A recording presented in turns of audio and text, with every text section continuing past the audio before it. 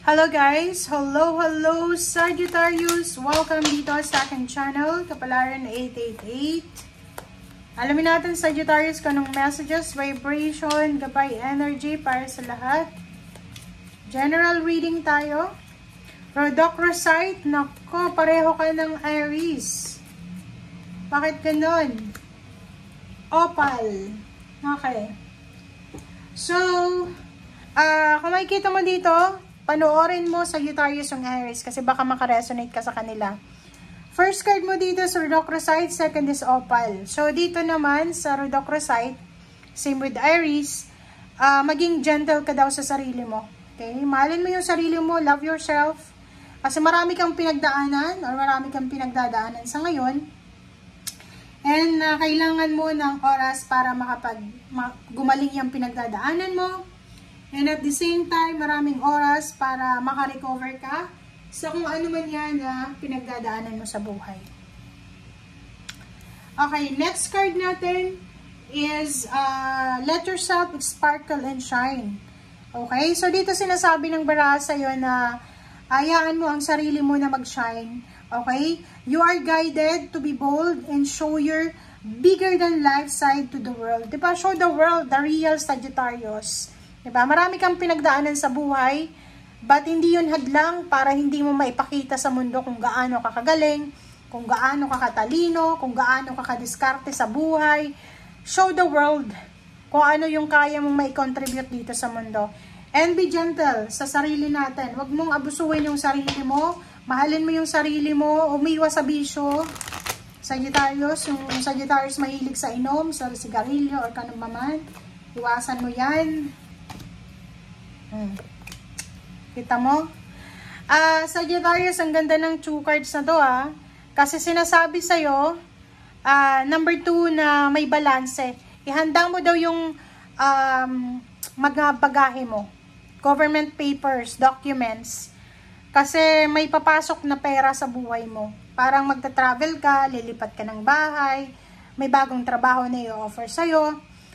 Sagittarius, ito ay pwedeng, kailangan mong ihanda ang mga papeles mo, pwedeng magmamigrate ka sa ibang bansa, or pwedeng yung iba sa inyo dyan, mananalo kayo sa loto, or yung iba dyan, mapopromote kayo, or pwedeng yung iba dyan is lilipat na kayo sa mas magandang bahay, sa mas magandang lugar, or sa kung ano pa man.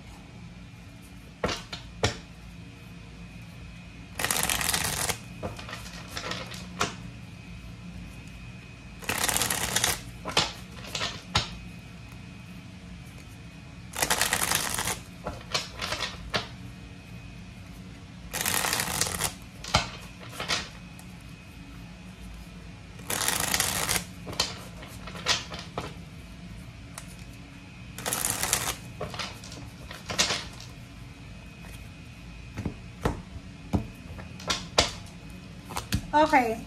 First card natin dito sa third deck is Zero the Fool.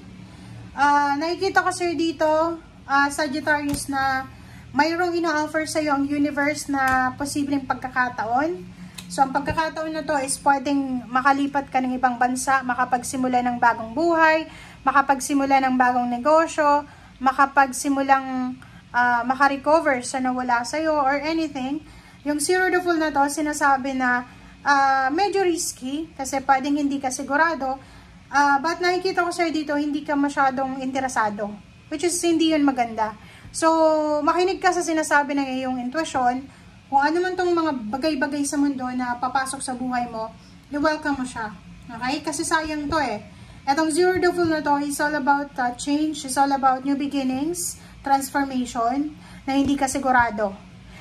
Dito naman, isang good news ang posibleng darating sa'yo, magandang balita na pwedeng magdala sa'yo ng sobra-sobrang saya. So, parang, ang darating na balitang ito is isa yun sa katuparan ng emotional wish mo.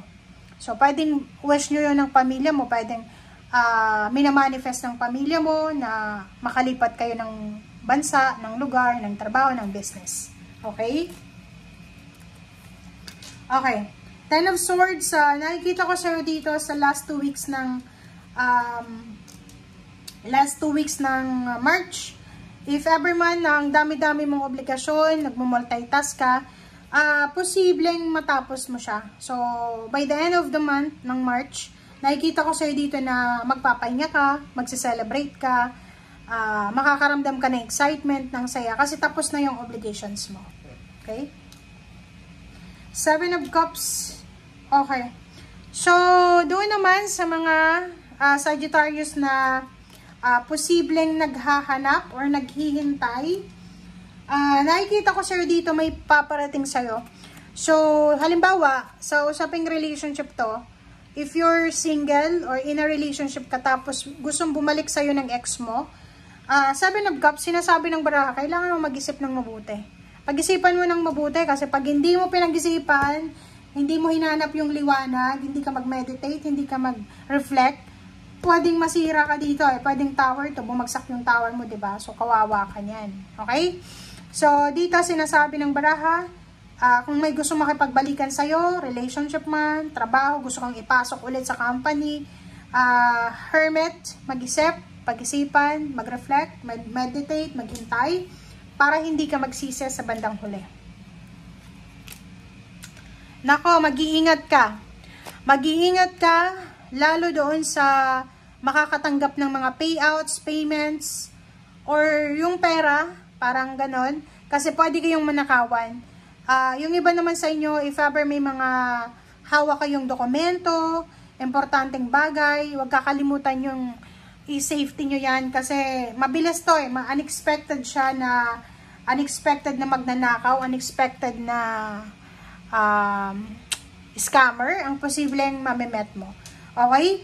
So, the Chariot, wow. So, nakikita ko sa'yo dito na mayroon kang ipinaglalaban talaga sa buhay.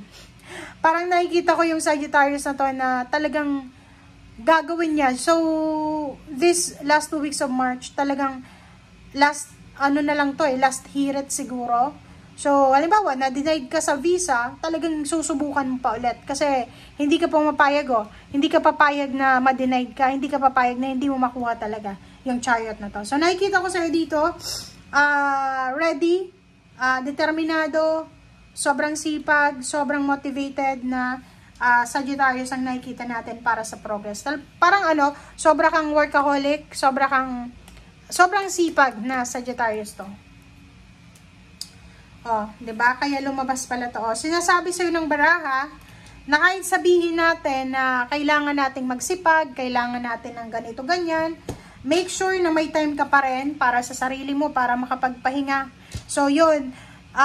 Hindi naman ibig sabihin na sobra kang busy. Kailangan mo na talagang busy araw-gabi. May time ka dapat magpahinga, kumain, matulog, magliwaliw minsan. Okay? And sa usaping future, nakikita ko na may incoming tayo ditong karma. May good karma na parating sa'yo, justice. Pwedeng may good news about hustisya, justice ang matatanggap mo. May good news about family members na may pinagdadaanan na injustices na posibleng dumating sa'yo. So, nakikita ko sa'yo dito na masyado kang busy, pagod, goal-oriented ka sa last 2 weeks ng March. Thank you guys for watching. Bye!